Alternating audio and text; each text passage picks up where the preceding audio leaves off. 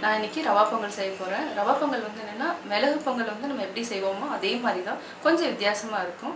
வாங்க எப்படி செய்யறதுன்னு பார்க்கலாம். நம்ம இன்னைக்கு ரவா பொங்கல் செய்ய போறோம். ரவா பொங்கல் செய்யறதுக்கு தேவையான பொருட்கள் என்னன்னா ரவை வந்து நீங்க 250 கிராம்ஸ் எடுத்துக்கோங்க.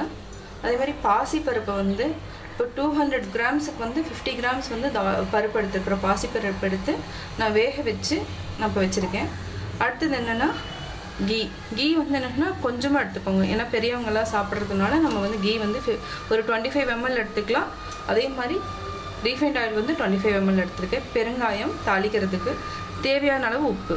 இது வந்து என்னென்னா நார்மலாக நம்ம மிளகு பொங்கலுக்கு என்ன போடுறோமோ அதே தான் போடுறோம். அரிசிக்கு பதிலாக நம்ம ரவை ஆட் பண்ணுறோம். அது வந்து எப்படி செய்யுதுன்னு பார்க்கலாம். இது தாளிக்கிறதுக்கு வந்து என்னென்னா கருவேப்பிலை கொஞ்சமாக, சீரகம் 1 டேபிள் ஸ்பூன், மிளகு 1 டேபிள் ஸ்பூன், பச்சை மிளகாய் 1, இஞ்சி கொஞ்சமாக, முந்திரி வந்து நீங்கள் எவ்வளோ தேவையோ அவ்வளோ எடுத்துக்கலாம். இப்போ எப்படி செய்யறதுங்கிறத பார்க்கலாம். இப்போ வந்து நம்ம ரவையை என்ன பண்ணுறோன்னா லைட்டாக வந்து நம்ம ரோஸ்ட் பண்ணிக்கணும், நல்லா வறுத்துக்கணும். அப்போ தான் வந்து ரவை வந்து பச்சை வாசம் இல்லாமல் இருக்கும். அதுக்காக நம்ம ரவையை வந்து நல்லா வறுத்துக்கிறோம். நல்லா அந்த கடாய் வந்து என்னென்னா நல்லா கனமாக இருக்கணும். இல்லைனா வந்து சீக்கிரமாக ரவை வந்து கருகருன்னு ஆயிரும், கருப்பாயிரும்.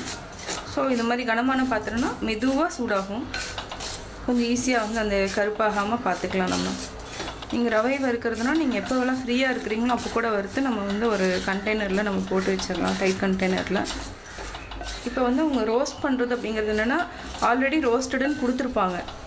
ஆனால் என்னென்னா அது இருந்தால் கூட நம்ம திருப்பியும் ஒரு டைம் ரோஸ்ட் பண்ணிட்டோன்னா இன்னும் கொஞ்சம் நல்லாயிருக்கும். பொங்கல் எதுவாக இருந்தாலும் உப்புமா எதுக்குமே வந்து ரவையை வறுத்துடணும். ரவை நல்லா வறுத்தாச்சு. இது வந்து தனியாக நம்ம ஒரு பாத்திரத்தில் நம்ம கொட்டி வச்சுக்கலாம். வந்து ரவை வந்து நம்ம வறுத்து தனியாக எடுத்து வச்சுட்டோம். அதுக்கு முன்னாடி என்னென்னா ஒரு தவா வச்சுட்டு இப்போ நான் வந்து இதில் வந்து 2 கப் வந்து நான் வந்து ரவை எடுத்திருக்கேன். ஸோ அதனால் 7 டம்ளர் வந்து தண்ணி ஊற்றுறோம்.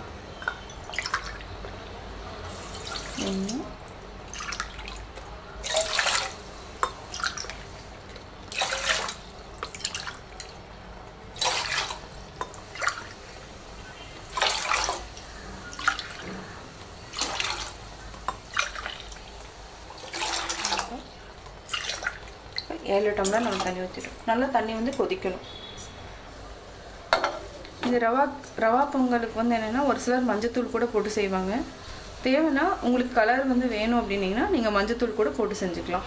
இப்போதைக்கு தண்ணி நல்லா கொதிக்கணும். கொதிச்சதுக்கப்புறம் நம்ம ரவை போடணும், ரவை வந்து ஆட் பண்ணணும். இப்போ என்ன 7 டம்ளர் தான் தண்ணி ஊற்றிருக்கேன். ஆல்ரெடி பருப்பு வேக வச்சதுலேயும் தண்ணி இருக்குது. இன்னும் ஆக்சுவலாக 1 டம்ளர் நம்ம எக்ஸ்ட்ரா விடணும். அதை வந்து பார்த்துட்டு செக் பண்ணிவிட்டு நம்ம விட்டுடலாம். தண்ணி வந்து அதிகமாக இன்னும் கொஞ்சம் ஆட் பண்ணணும், செக் பண்ணிக்கலாம். இப்போ வந்து தண்ணி வந்து இப்போ கொதிக்க போகுது. அதுக்கு முன்னாடி என்ன பண்ணுறோன்னா இந்த ஆல்ரெடி நம்ம வந்து பாசிப்பருப்பு வேக வச்சுருக்கோம்.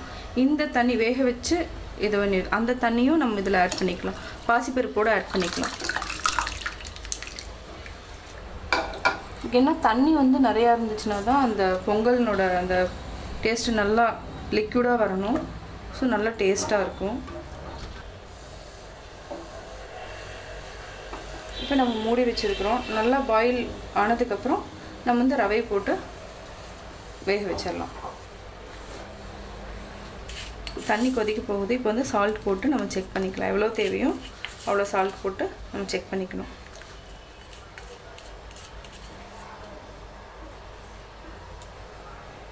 ரவை போட்டதுக்கப்புறம் நம்ம சால்ட் போட்டோன்னா அது வந்து ரொம்ப ஒரு சில இடங்களில் சால்ட் இருக்கும், ஒரு சில இடங்களில் வந்து இல்லாமல் போயிடும்.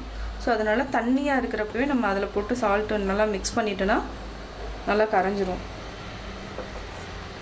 தண்ணி கொதிச்சிருச்சுன்னா ரவை வந்து போடணும். பட் ரவை போடுறப்ப நீங்கள் என்னென்னா நல்லா கிளறி விடணும், இல்லைன்னா எல்லாம் கட்டி கட்டியாக இதாயிரும். கொதிக்கிற ஸ்டேஜில் நீங்கள் என்ன பண்ணணும்னா லோ ஃப்ளேமில் வச்சுக்கோங்க. எப்போவுமே லோ ஃப்ளேமில் இருக்கட்டும். ஹை ஃப்ளேமில் இருந்துச்சுன்னா டக்குன்னு இதாயிரும், எல்லாமே கட்டி பிடிச்சிரும். இப்போ லோ ஃப்ளேம் வச்சுக்கலாம். கொதிக்க ஆரம்பிச்சிருச்சு. ரவை வந்து மெதுவாக போடணும். நல்லா கிளறிட்டே வாங்க. இதுக்கு வந்து தண்ணி எப்போவுமே வந்து ஜாஸ்தி தான் இருக்கணும். நல்லா வெந்துட்டுருக்கு. இப்போ ஒரு லோ ஃப்ளேமில் தான் இருக்குது. இப்போ வந்து மூடி வச்சிடலாம். ஒரு 5 மினிட்ஸ் மூடி வச்சுனா போதும், நல்லா கெட்டியாயிரும். ஒரு 5 minutes ஆயிடுச்சு. நல்லா கொதிச்சிருச்சு. ரவை நல்லா வெந்துடுச்சு. இப்போ வந்து இதை ஆஃப் பண்ணிவிட்டு இப்போ நம்ம தாளிச்சிடலாம். இந்த மாதிரி இருந்தால் தான் வந்து சாப்பிட்றதுக்கு வந்து இன்னும் கொஞ்சம் நேரம் கழிச்சு நீங்கள் சாப்பிட்றப்ப பார்த்தீங்கன்னா நல்லா கெட்டியாயிரும். அதனால் இந்த இதுலேயே நம்ம ஆஃப் பண்ணிடணும். இப்போ ஆஃப் பண்ணிவிட்டு நம்ம தாளிக்கலாம். இதுக்கு வந்து தாளிக்கிறதுக்கு வந்து நான் ரீஃபைண்ட் ஆயில் வந்து 25 ml எடுத்திருக்கேன். இந்த மாதிரி கீ வந்து 25 grams.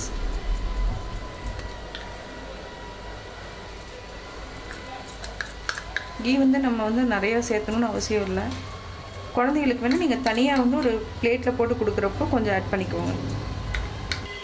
இது நார்மலாக நம்ம பொங்கலுக்கு எப்படி தாளிக்கிறோமோ அதே மெத்தட் தான், வேறு எந்த சேஞ்சஸ் இல்லை. இது காஞ்ச உடனே நம்ம லோ ஃப்ளேம் பண்ணிவிட்டு அதுக்கப்புறம் ஒன்றா நம்ம போடணும்.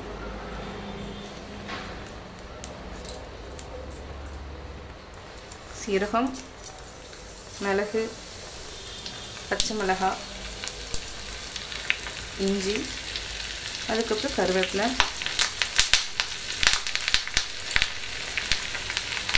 முந்திரி கொஞ்சம் நல்லா வதங்கணும். முந்திரி இன்னும் ஃப்ரை ஆகலை, ஃப்ரை ஆகிட்டுருக்கு.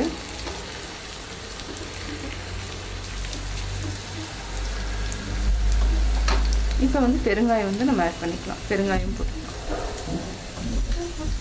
பெருங்காயம் வந்து நல்லது. ஆக்சுவலாக பாசிப்பருப்பு அதெல்லாம் போடுறதுனால நம்ம பெருங்காயம் கட்டாயம் நம்ம ஆட் பண்ணணும்.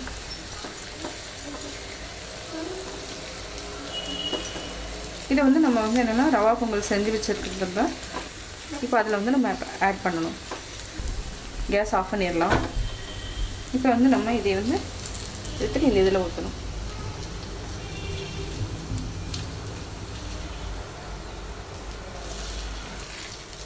இது நல்லா இப்போ வந்து செஞ்சு வச்சு நல்லா கிளறி விடணும். அப்போ தான் இந்த இஞ்சி மிளகு எல்லாமே போய் மிக்ஸ் ஆகிறப்போ நல்லா டேஸ்ட் வந்து நல்லாயிருக்கும். கீ வேணால் நீங்கள் இன்னுமே நிறையா கூட ஆட் பண்ணிக்கலாம். பட் கீ வந்து ஏன்னா எல்லாருமே சாப்பிட்றதுனால கீ ரொம்ப ஆட் பண்ண வேண்டாம். குழந்தைங்களுக்கு மட்டும் நீங்கள் நிறையா கொடுத்துக்கோங்க. ஏன்னா ஈஸியாக சாப்பிடுங்க குழந்தைங்க. இந்த மாதிரி செஞ்சு கொடுத்துட்டுனா ஈஸியாக வந்து சாப்பிட்ருவாங்க. இப்போ ரவா பொங்கல் ரெடி ஆயிடுச்சு. வேறு பாத்திரத்தில் நம்ம மாற்றிக்கலாம். சுவையான ரவா பொங்கல் ரெடி. நான் ரவா பொங்கல் எப்படி செஞ்சேங்கிறத பார்த்துருப்பீங்க. வீட்டில் ட்ரை பண்ணி பாருங்கள். கட்டாயம் உங்களுக்கு பிடிக்கும். பிடிச்சிருந்தா லைக் பண்ணுங்கள். மறக்காமல் சப்ஸ்கிரைப் பண்ணுங்கள்.